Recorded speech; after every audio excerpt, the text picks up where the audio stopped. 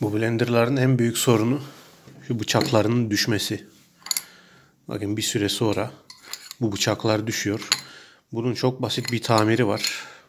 Bakın şu yarıkta bir pul olması gerek ki şu içeriden buraya dayanabilsin ve bıçak düşmesin. Bunu daha önce yapmıştım fakat bir yıl olmadı. Tekrar içerideki pul çürüdü. Şöyle şuradan tutuyoruz. Bıçağa dikkat edin. Elinizi kesmeyin. Basitçe sökülmesi lazım. Sola doğru tabii şu şekilde.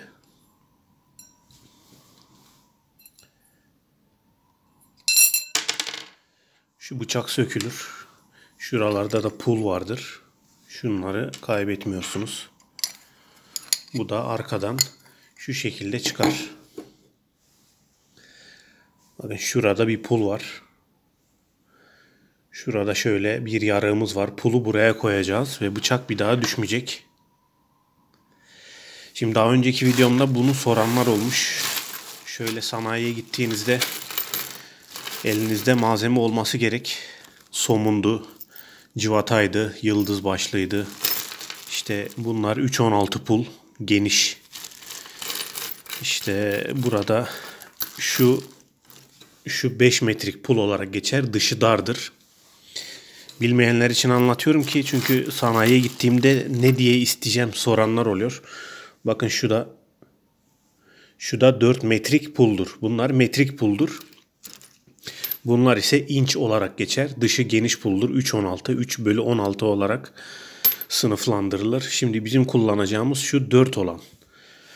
Uymazsa 5 kullanırız.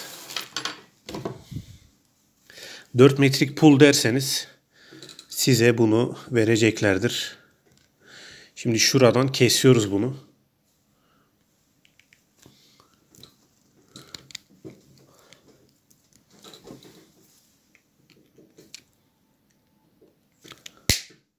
Şu şekilde kesip 2 tane alet kullanırsanız daha kolay olur.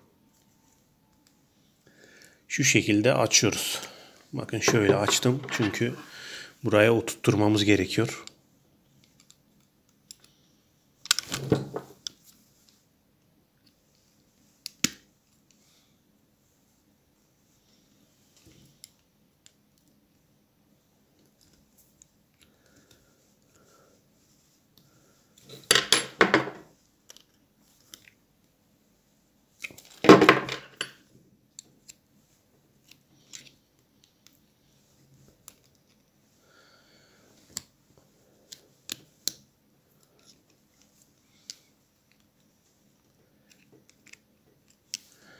Şuraya geçirdikten sonra bir de bunu sıkmak var. Yani en zoru da orası.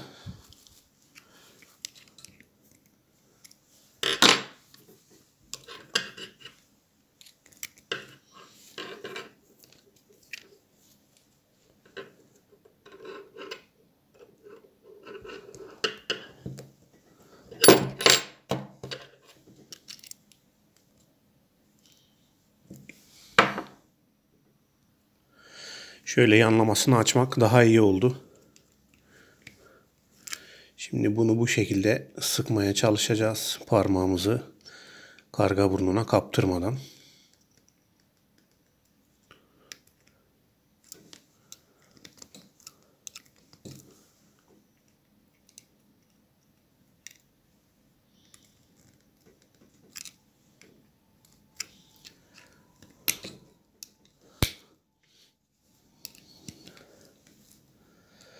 Tabii pulun şekli bozulunca oturması da zor oluyor.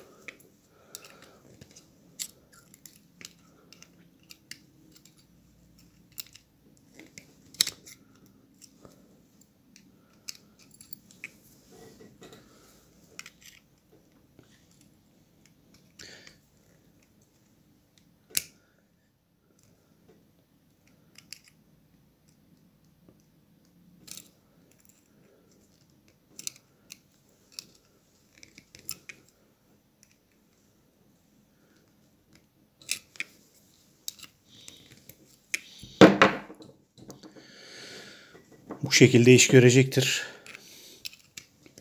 Biraz daha düzeltmeye çalışıyorum ki buradan düşmesin.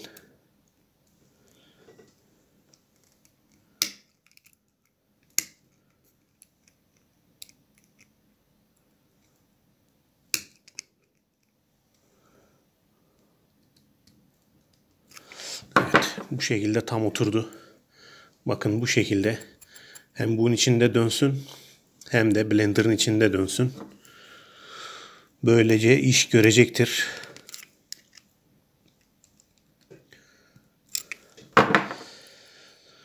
Tabii ki suya değdiği için bir yıl sonra bu iyice paslanıyor. Şimdi bunu buradan geçiriyoruz.